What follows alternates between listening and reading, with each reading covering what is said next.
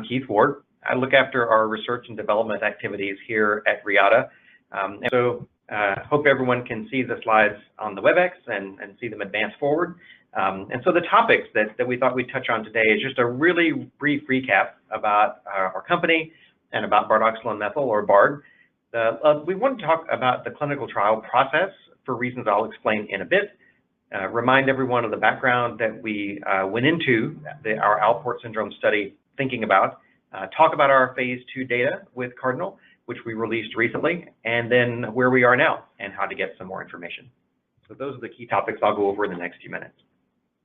So just a word about Reata.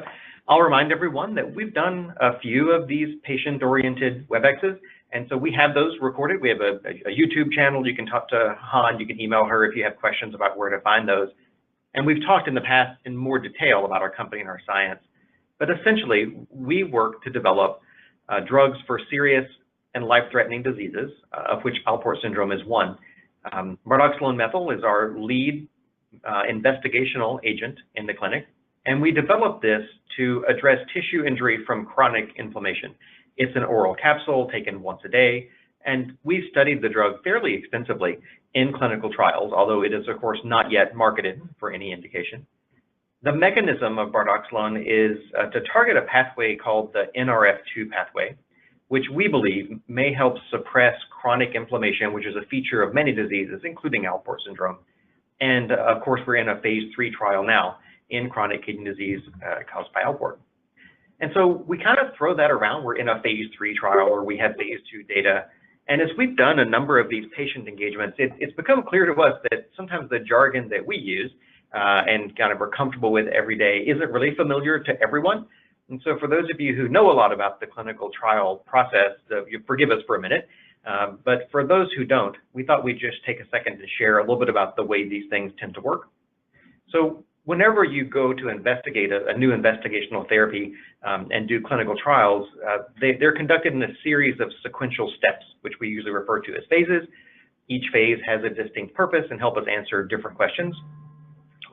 There are some exceptions to these, but ordinarily, clinical trial investigation begins with a phase 1 study, which is testing a new drug for the very first time in healthy volunteers. We will have done a ton of work in test tubes, lots of testing in animals for safety, but a phase 1 study is really the first opportunity to confirm in humans that we get good safety and how many times a day the drug might be administered, et cetera. And so that's your very initial step in development. Provided that those results look good, usually you advance to phase 2 studies where drugs are given to patients for the first time. And that's really the key characteristic of a phase 2 study. It's the first time you study a drug in patients with a specific disease. We've recently done that with Bardoxolone methyl and Alport syndrome, and those are the data I'll talk about in a minute. If that's successful and looks good, then you often will move into a phase 3 study, which is generally an expanded version of phase 2. Larger groups of patients, more robust assessment of endpoints, and really the hallmark of a phase 3 study is it's the sort of thing that a health authority like the US FDA or other similar regulatory bodies would use to determine whether the drug could be approved for use in the market. And then of course, after approval, there's always more work to do, more questions to answer, and those are tended to be referred to as phase 4 studies. That's the general way it goes. In rare disease like Alport, sometimes there can be exception to those rules. Sometimes the trials are a little bit smaller or go a little bit faster, but that's ordinarily what we mean when we talk about a phase 1 or 2 or 3 study. So where are we now? If you think about this kind of big schematic of the clinical trial process where you have many different drugs that might enter early research and only a few make it into clinical trials, we're in phase 3. With the Cardinal study with Bardoxolone methyl and Alport syndrome, which of course is the step just prior to submission to the health authorities for consideration for approval. So this Cardinal trial that we're currently conducting is the only phase 3 trial we're aware of today in patients with Alport syndrome. It's we think the only ongoing phase 2 or phase 3 trial that allows both males and females to be enrolled. So it's a fairly late stage trial. Of course, there are other investigations in Alport syndrome, and we'd encourage you to talk to your clinician about trials that may be right for you if you're interested in them. But Cardinal, we believe, may position Bardoxolone methyl to potentially become the first approved FDA-approved therapy for Alport syndrome if it's successful. So we're quite excited about where we are today. So a word about why we thought about Bardoxolone and Alport, and again, there's a more lengthy webinar about this that you can access, and just ask us how to find that. But we have a long history of looking at Bardoxolone methyl in patients with chronic kidney disease in general. We've seen increases in GFR, which of course is the main measure of kidney function, in many different study populations, including those patients with diabetic chronic kidney disease. The drug is currently being studied in Japan. It's about to initiate a phase 3 study in diabetic CKD in that country by our Japanese development partner. And we've long been interested in whether those sorts of effects could translate to other forms of CKD, such as Alport syndrome. You all know that Alport syndrome is a rare kidney disease involving a genetic defect in the filtration membrane that results in leakage of protein, which produces chronic inflammation and results in progression to end-stage renal disease and loss of kidney function. So based on our biology, we thought that perhaps our drug could improve eGFR in Alport patients, but we didn't know this. Prior to our phase 2, we'd never tested the drug in that setting. So we talked to FDA about our approach and considerations, and FDA agreed that if we could show an increase in eGFR that's retained after we take drug away for a short period of time, that would demonstrate to them that we have, in fact, had disease-modifying activity that could be consistent with the kind of thing they'd like to see for approval. So with that background, in 2017, we launched the CARDINAL study, and CARDINAL is a single study, but it has both a phase 2 and a phase 3 component. And as I said earlier, we recently completed and released data for the primary results part of the phase 2 study. So here are the results. We presented these data at the American Society for Nephrology meeting about a month or so ago. Very excited with what we've seen because the initial data from this study suggests that indeed Bardoxolone methyl increases eGFR in patients with Alport syndrome in a similar way to what we've seen in other patient populations. So you can see the graph on the left-hand side shows an increase in eGFR over time.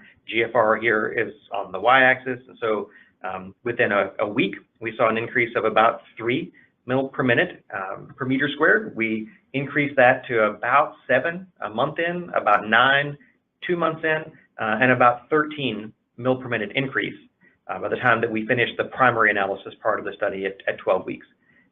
Patients, of course, continue on in this study, but these were the pre-specified so-called primary analysis, or the key question that we were trying to answer.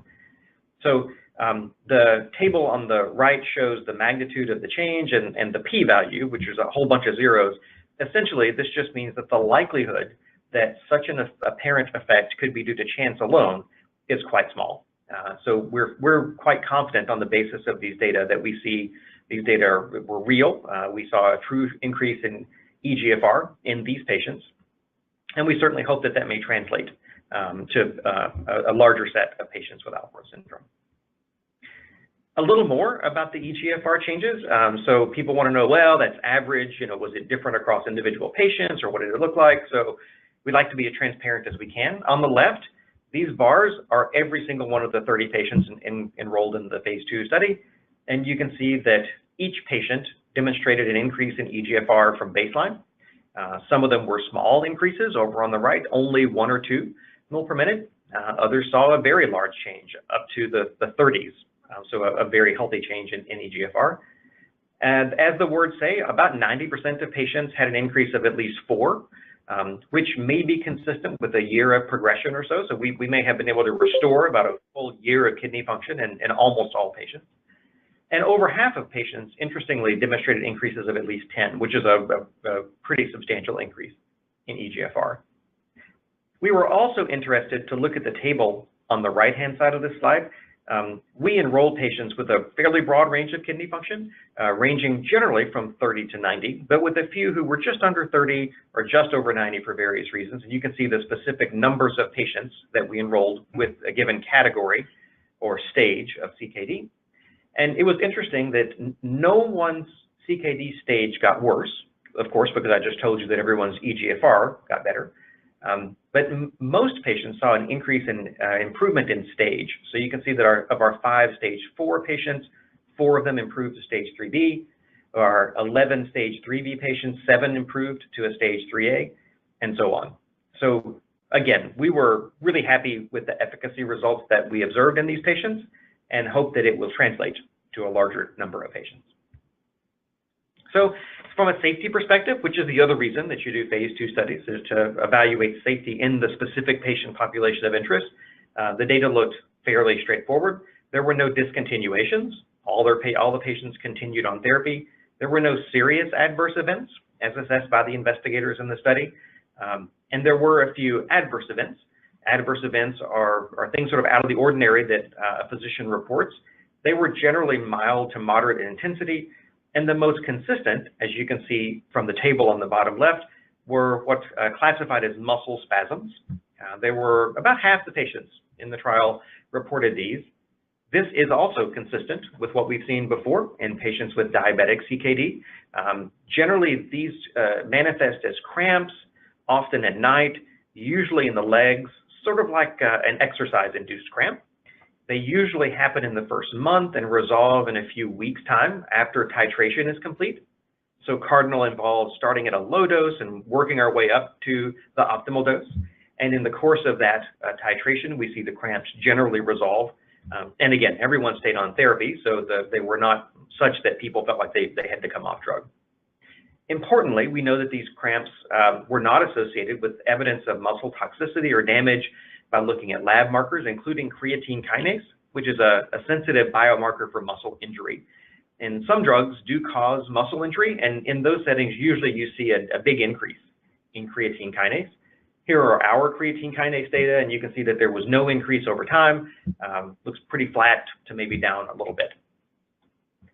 So those are the most notable and only significant safety findings that we saw so far. So next steps, and where are we today? And then we'll open up for Q&A. So as I said, we were happy enough with the phase 2 data. It met our preconceived ideas of what we'd like to see to move forward, and we did. We've opened up the phase 3 portion of Cardinal that began enrollment in August. We intend to enroll 150 patients around the world.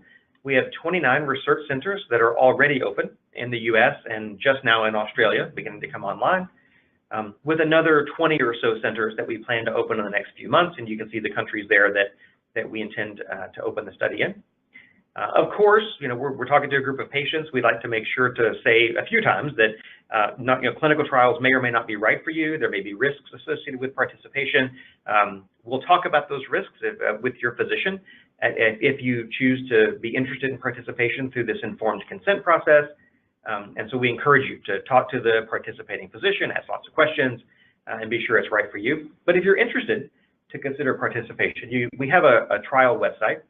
CardinalClinicalTrial.com, the website's listed there, or you could email our patient navigator. We have a nurse that can talk to patients about inclusion, exclusion criteria, and answer general questions about the trial, and that's Joanna, and her email address is listed there.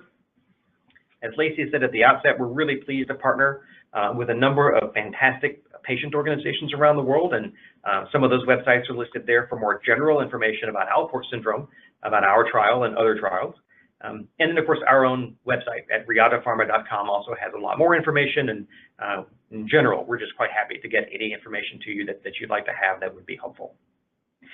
So that's about all the prepared remarks that I had today. We wanted to make sure to just kind of briefly cover the results and open the floor for whatever questions you may have. I know Lacey has been keeping track of questions that have come through by Webex. And so maybe, Lacey, you can open those up and ask me what those may be.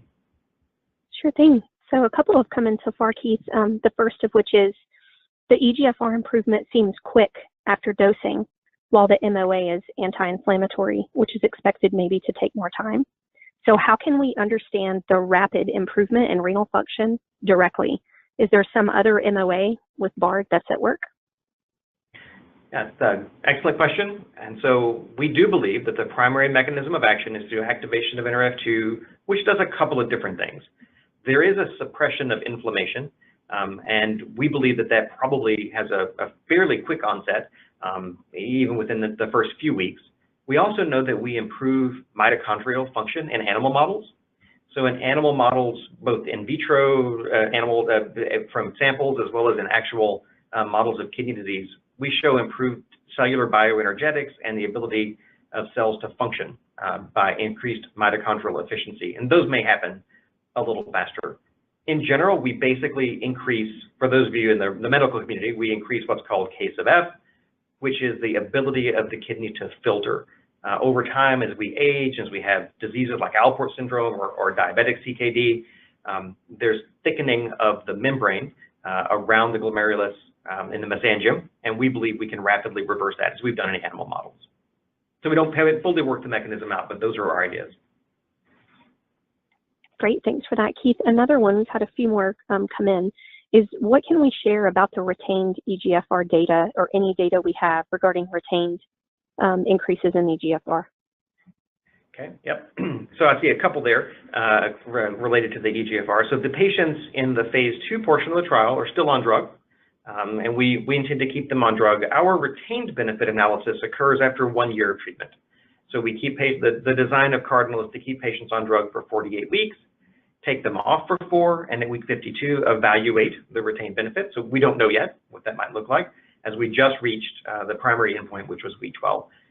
We will do this in both the phase 2 and the phase 3 portion of the study, and in phase 3, that's the primary endpoint, is the 1 year data rather than 12-week data. So those are kind of TBD, and of course we'll be all watching and anxious to see when that occurs. I also see your question about whether the magnitude of the increase in eGFR is related to the baseline, and yes, we have a fairly proportional increase in GFR. So those 30s were on people who had fairly high GFRs, and so it's it is directly related to the baseline and a few other factors. Great. The next question, Keith, is what makes you more confident that the negative side effects that were seen in diabetic CKD with BARD before will not appear again in Alport patients? Oh, I'm glad you asked. So in a previous version of the Webex, we kind of detailed our development history with Bardoxolone. And a part of that history is that in diabetic CKD patients, we did a phase 3 study, which is one of your larger studies. We enrolled about 2,000 patients. And in that particular study, we enrolled patients who had stage 4 CKD, and their baseline eGFRs were in the low 20s. They had very little renal reserve. They were on the cusp of dialysis. And what we didn't know at the time, but subsequently discovered, was that many of those patients were in already heart failure or subclinical fluid overload. And in a subset of those patients, Bardoxolone methyl exacerbated that fluid overload, and patients had to undergo diuresis to clear that up. And so that was a fairly important safety signal and learning from that trial. Since that time, we've done a few things. So we've identified a specific risk factor that we can measure. It's called BNP. It's a blood-based measure that is basically diagnostic for fluid overload. So we exclude patients going forward who have elevated BNP. So those patients are not eligible for participation in this or in any of our other trials. We also exclude patients with a history of subclinical heart failure, and we monitor fluid very carefully. So in the previous trial, we just started patients on a single dose of drug, 20 milligrams, and we looked at them for the first time after 4 weeks. Here, we very carefully watch patients early on, week by week. We titrate up in dose, and importantly, we send everyone home with a scale and ask them to very quickly report any sudden weight gains. So since we've instituted all those measures in multiple patient populations, including stage 4 diabetic CKD patients, we have not seen that particular safety signal. So we feel pretty confident that we've answered that question, but of course it's something we watch very carefully and we're very mindful of in this study. Great. Next question, for those who may not qualify for phase 3, what is our timing for having Bardoxolone available to the public? Is it years away? It's a few years away, but not that many, we think. So we would very much, we're actively enrolling the phase 3 now. We very much like to get all the patients enrolled, certainly within a year. So by the end of next year, 2018, that would give us data in the second half of 2019 that we could go and have conversations with the regulators about. So although it is a little while away, we think it'll be here before you know it, and we're working real hard to accelerate that enrollment with the help of the community and with ASF as much as we can. Great. Questions regarding extension and availability of the drug after the study ends? Yeah, that's a terrific question, and it's a really important one because, we know we ask a lot in the CARDINAL trial. The CARDINAL trial in the phase 3 portion involves 2 stages, each of which is about a year long. So in the first year, the patients either go on drug or placebo. We watch them for a year, then patients come off for 4 weeks and go back on for another year. It's kind of a long story, but that's what the FDA has required the study design to be. And I know that's a long time, especially if you're sitting at home wondering, am I on active or am I on placebo? And so we do want to make everyone know that regardless of whether a patient's on active or on placebo for the 2 years of the trial, participants who complete the trial are eligible to receive active drugs, so guaranteed to be on active bardoxolone methyl from the completion of the trial until such time as it might be approved and available on the market. So that is one of the potential benefits to participating, and so we do offer that. So a question asked, I want to ask about the side effects besides muscles. Okay, great. So you can feel free to elaborate, but essentially, as I said, I'll go back to that slide. The side effects that we've seen have been very low incidence in almost all clinical trials. You see occasionally someone has a little fatigue or nausea or headache, and in a trial, you're very closely watching people and ask them to report every little thing that's wrong. So a headache, if you get a headache, you report it. That doesn't mean it is or isn't drug related. But these numbers of 10, 15% are ordinarily seen in trials on placebo even, and we'll get a good sense of that in the phase 3. So really we saw nothing notable except for the muscle spasm. I answer a few things just in the closing minutes that we get sometimes on these calls. People often want to know, can multiple family members participate? And the answer is certainly yes. In fact, we encourage that, with the visit schedule that we have. And because this is a genetic disease where multiple family members may be affected, it can be quite convenient for the family to travel to the center at once. We're happy to do that. Reata does cover in full travel expenses. So whether it's a car ride in a hotel or an airplane to get to the site, we're very happy to cover those travel costs. And so that's something that Joanna can walk you through if you wanted to reach out to her if you had an interest in participating. So I do see a question that's come through, and so I'll take a stab at this. So the question is, last time in a previous Webex, we discussed that the drug increases protein in the urine, and there's a concern about that, and so I think it's a great question. The question is that my daughter's proteinuria has resulted in high cholesterol and low albumin, which has caused some swelling. Will this increased proteinuria not cause these problems for her or potentially further damage? That's a good question, and of course your physician and the clinical trial investigator would have to assess that. Essentially, the phenomenon that we see is in Alport syndrome, there's the basement membrane of the glomerulus, the basic filtration membrane of the kidney is leaky because of the genetic defect in the collagen that forms that membrane. And that leakiness causes protein to spill into the urine.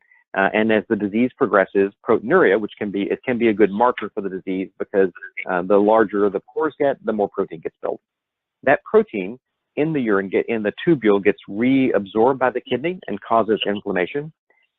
Bardoxolone causes the kidney to filter more effectively, and so more filtrate goes through. And when the filtrate goes through, it carries protein. And so that protein can appear then in the urine, and it can be an increase in protein, which can be a little concerning and unusual for people who watch their protein so carefully.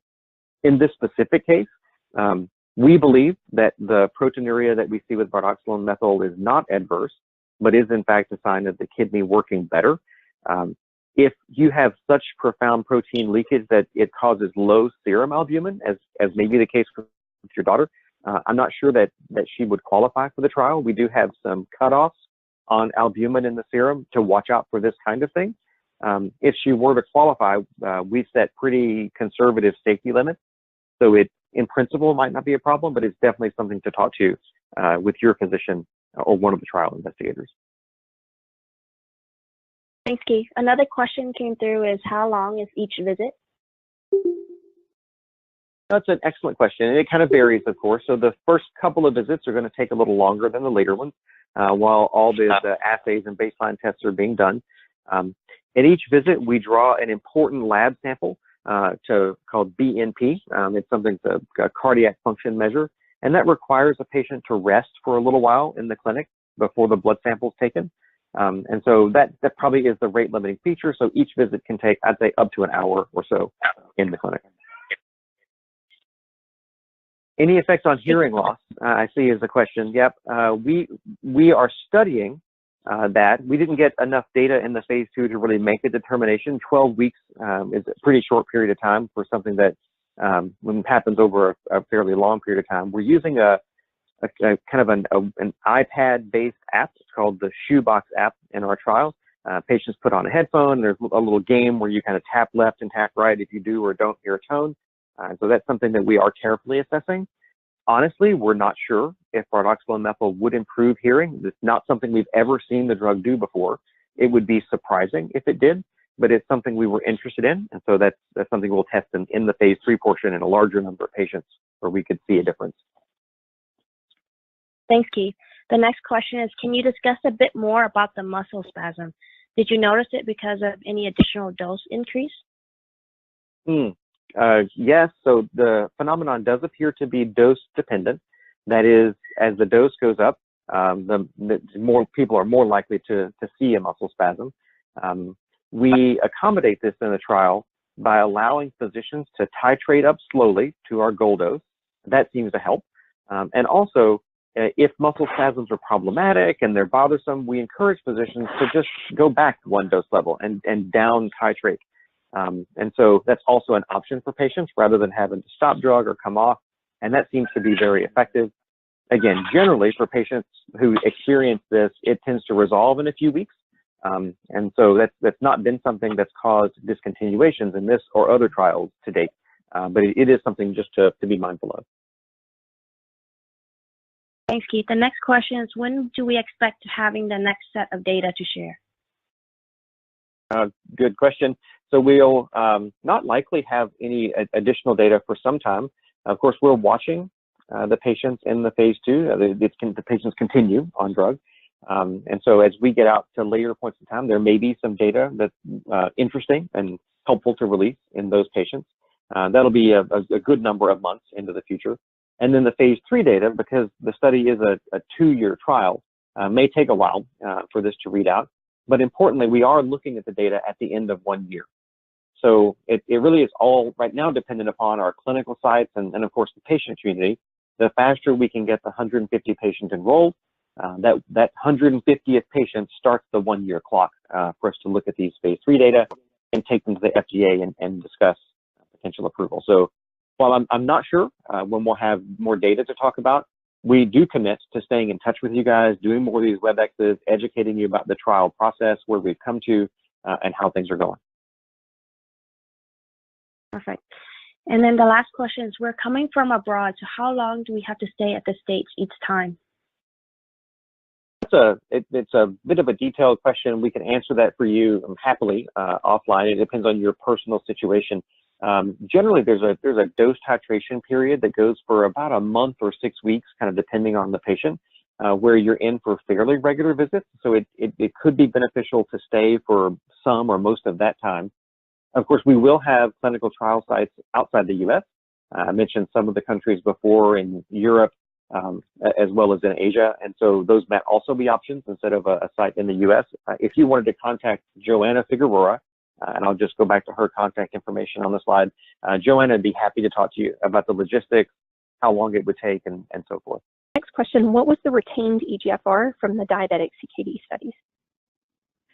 So the retained benefit was on the order. I won't remember the specific details. We published this, and we have it in a different version of the Webex, but it was several points. I think it was 3 to 4, if I remember well.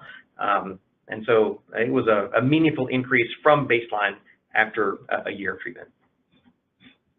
And on those retained benefit, I see the other question, and we should be updating as we go from the phase 2 data. We're not completely sure yet how those will turn out.